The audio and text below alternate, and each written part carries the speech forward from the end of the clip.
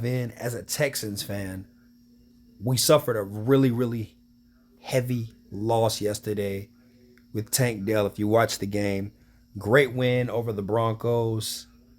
I'm very invested in us. I think that we should. It's really sad talking about this because, man, he was such a bright spot in our offense, and it's so gut wrenching watching one of your star players go down, man. Like, you never want that. It doesn't matter if you're even if a B plus player, you never want to see that happen. But how will this affect the Texans offense? How will it affect the Texans in general? As I get ready to dive into this, and who needs to step up? So, like I said, the topics today are going to be, how does it affect the Texans offense? How does it affect the Texans in general? And who's going to step up offensively? That's what we need to know before we dive in. And as always, like, comment, and of course, subscribe to the YouTube channel. Let's get it, shall we? All right, so first things first. How is this going to affect the Texans offensively? Well, obviously, Tank Dell opens the field up over the top. Just in general, he's just such a threat. You got to keep 4 eyes on him. That's 2 people, right? So now we shift the coverage. You can go one-on-one with a lot of people, which I don't think a lot of NFL teams do anymore anyways. Play man. They play more zone. I very rarely see man coverage in the NFL. Very rare. I think, and I say this respectfully, I think Tank Dell, Mike Evans, and Tyreek Hill are probably some of the most unguardable receivers right now in the league. Of course, you have your Devontae Adams, your Christian Watsons. I get it. I get it. But I'm saying, as of like right now, you know the ball is going to these players no matter what, and these players find a way to execute it every single time. And if you watch the Texans game, you saw something where a lot of receivers, even the great Miko Collins and John Mechie, struggle with a lot of, which was underthrown routes or overthrown routes or misdirection on routes, certain things like that. Luckily, it didn't turn into any turnovers, but you saw that the chemistry was not there as it was for Tank Dell.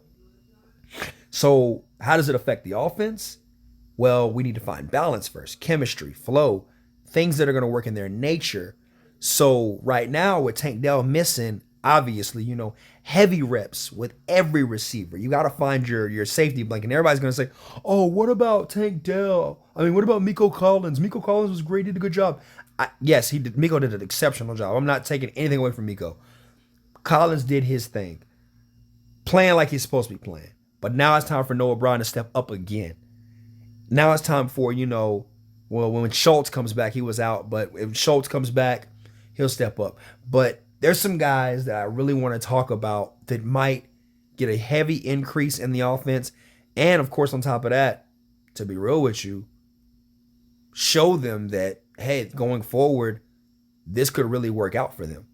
But before I get into that, this is pretty much how it affects the offense. You got to find the chemistry, find the way, and how to make things better, or just get on the same page. The next thing I'm going to talk about before I dive into when I dive into this next, the next thing I want to talk about, excuse me, tongue tied. I want to dive into this is the playoff picture. I want to talk about that. I want to see how this affects, the Texans as a whole. Not just the offense, but the Texans as a whole. So, right now, on the outside looking in, next week we have the Jets, which is a really tough defense. I don't want to overlook the Jets because we still got to play the Titans. You know what I mean? And we still got to play the Colts. So we got a couple more divisional games we got to take care of business on.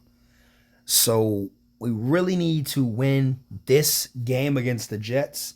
And we got to home out and we got to take care of business against the Titans, of course. Obviously, they're not a good football team right now, but still, they wouldn't mind ruining somebody's birthday or Christmas early. Let's just be realistic.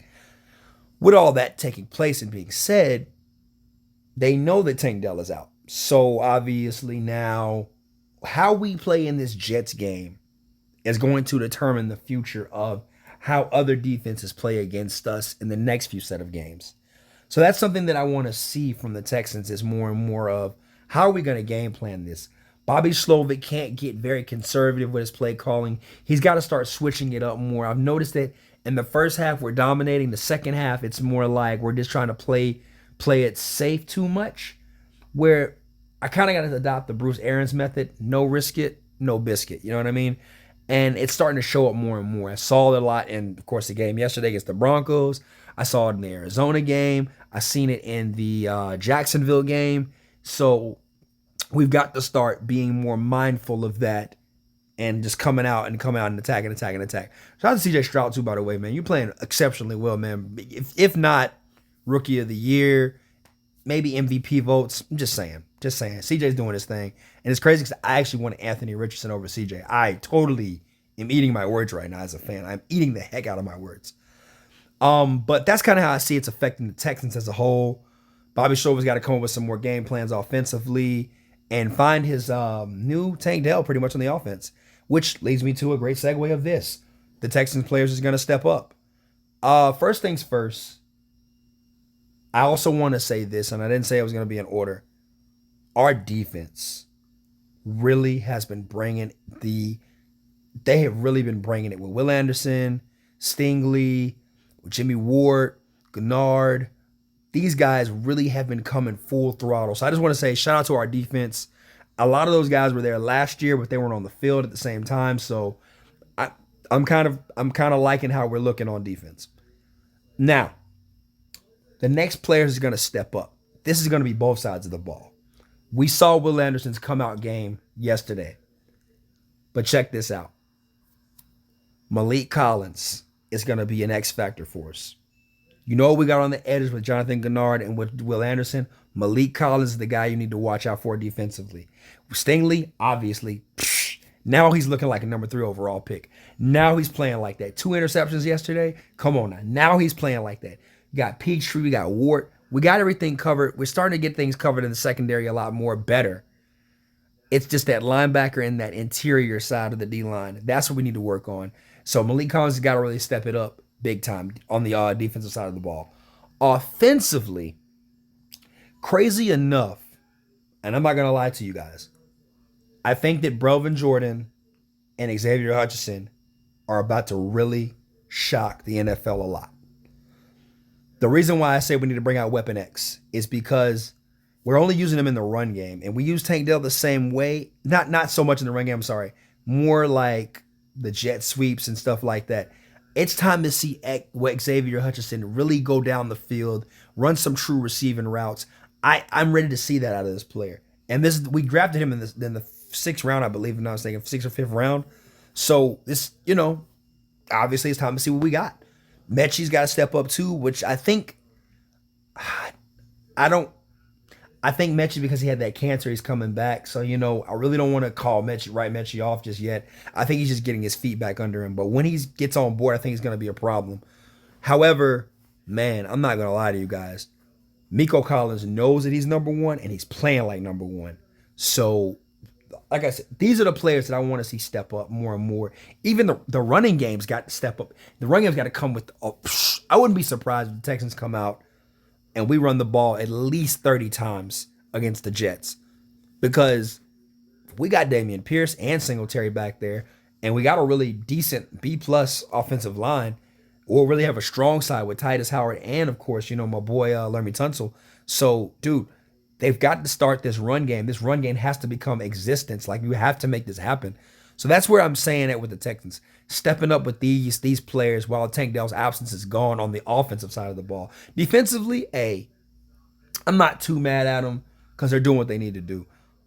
Second half especially, the defense is really, really doing a good job. Offensively, we're falling apart in the second half. That's where we need to come together. So Bobby Slovic, he's got to step up. Offensive line, run blocking, got to step up. Brevin Jordan, step up. John Mechie, I got to see what you got to do. I got to see more from John Mechie. Weapon X, Xavier Hutchinson, I'm ready to see what he's looking like. Miko, you've done your job, thumbs up. Actually, really, to be honest with you, Singletary, you've done your job too, thumbs up. So that's just what I want to see from, the Texans as going forward. That being said, shout out to my Texans fans. Go Stros. We gonna do this thing, baby. Hopefully we get in the playoffs this year, man. I probably might have to fly back home and watch us go, man. But y'all take it easy. Peace.